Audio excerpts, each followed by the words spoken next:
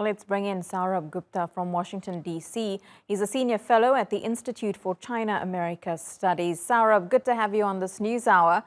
Why do you think that China is continuing these drills despite saying they would end them on Sunday?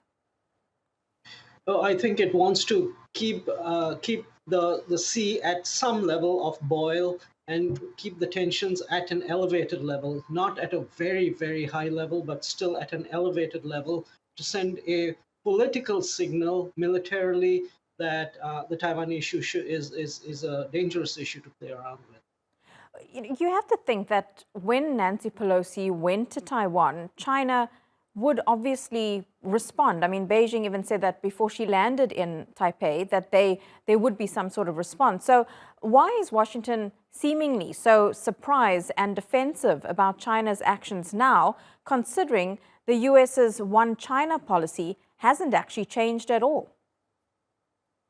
I'm not sure if they're really surprised about it. I think they were expecting something on these lines happening, but they cannot be seen to conceding to this sort of tension from the Chinese side simply because it can make matters very unstable in that part of the world.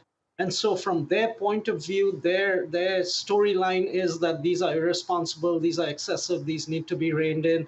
But the Biden administration, I think, is still more in a wait and watch approach and hoping that these tensions will gradually reduce and is not trying to find a way to exacerbate them. And I think that at least is helpful from that point of view.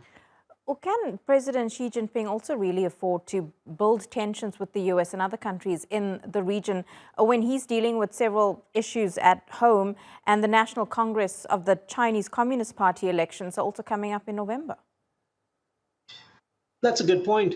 If something very serious happened with Taiwan with regard to, say, US defense forces in actually on the island, the response would have been different. And regardless of 20th Party Congress, the Chinese side cannot be seen to be conceding.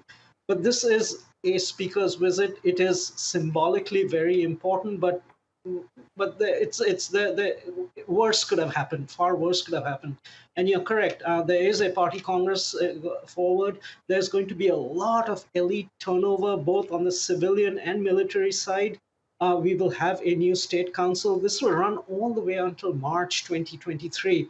So this is a moment of great, this is a political season in China where there's going to be a lot of change. And we know also in the US, I mean, the US is in a way indirectly committed in a lot with regard to the Ukraine situation and with regard to Europe. And so this is not a good time for either side to really ratchet up tensions. But the Chinese side do want to signal this is not something that they take lightly, and they're making that known to all parties. Certainly going to be a very interesting few months. Sourabh Gupta, live to us there from the US Capitol. Thank you so much. You're most welcome.